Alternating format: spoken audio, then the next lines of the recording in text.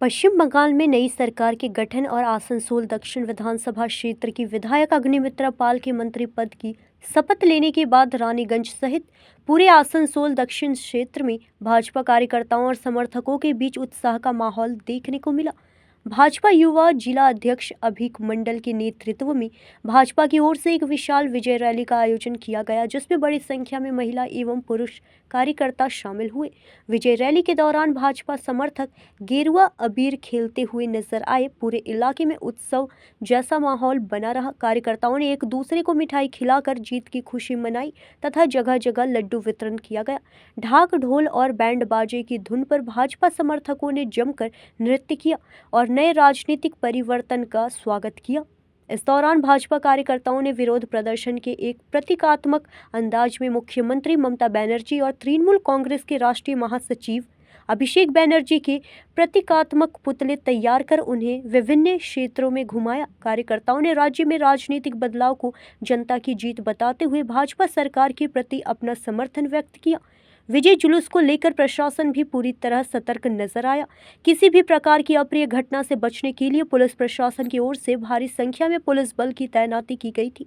पूरे इलाके में सुरक्षा व्यवस्था कड़ी कर दी गई थी और पुलिस लगातार स्थिति पर नजर बनाए हुए थी।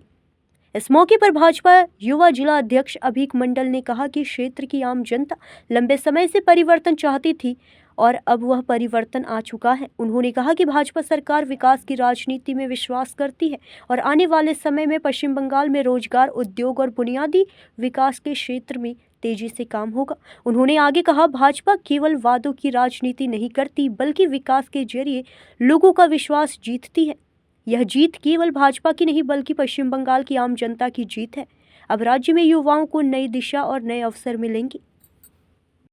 আরে মানুষের উচ্ছ্বাস দেখতে পাচ্ছেন, গ্রামবাসী সাধারণ মানুষজন যারা রয়েছে বিজেপির প্রতি যে পরিমাণ ভালোবাসা সাধারণ মানুষ সমর্থন দিচ্ছিলেন, দুয়াত ভরে আশীর্বাদ দিচ্ছিলেন। এই সরকার মানুষের সরকার, সেজন্য প্রত্যেক সাধারণ মানুষ এখানে বেরিয়েছে, মানুষ যোগদান করেছে, বিজয় উল্লাস করছে। নতুন গ্রামে আগে বিজয় উল্লাস চলছে। কাজ আমরা বলবো না কিছু তৃণমূল এই করেছি ওই করেছি, আমরা কিছু বলবো না। প্রথম একটা জিনিস আমাদের রাজ্যকে সুরক্ষিত করতে হবে, তার জন্য প্রথম যেটা দরকার সেটা বর্ডারকে সিল করা। এই কাজ প্রথম চালু হয়ে গেছে।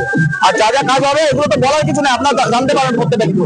কোনো কিছু তৃণমূল কাজ করে না, এখানে যা করবে বিজেপি করবে। আর বিজেপি কারণ সরকার চালাতে হয়, কারণ পঞ্চায়েত চালাতে হয়, সেটা বিজেপি দেখিয়ে দেবে।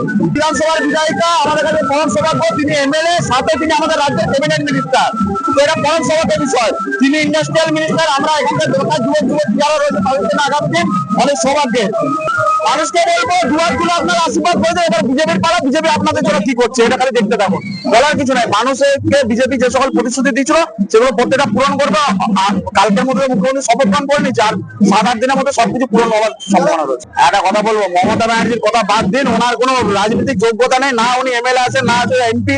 ওনার কথা কি জবাব দেবো? উনি মানুষই না। উনি আরজি করে মহিলা যিনি ধর্ষণ হয়েছে তার তো বিচারই করতে পারেনি, উনি আর মহিলা নাকি?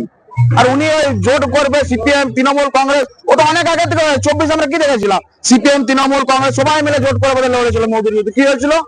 প্রধানমন্ত্রী আবার বসেছিল। এসব করে কোনো লাভ নেই। বিজেপিকে এই রাজ্যে আটকানোর জন্য অনেক চেষ্টা করেছে সিপিএম তৃণমূল কংগ্রেস সবাই মিলে। কি লাভ হয়েছে? শেষ করে দিয়েছে। বিজেপিকে যে চেনে না সে চেনে না।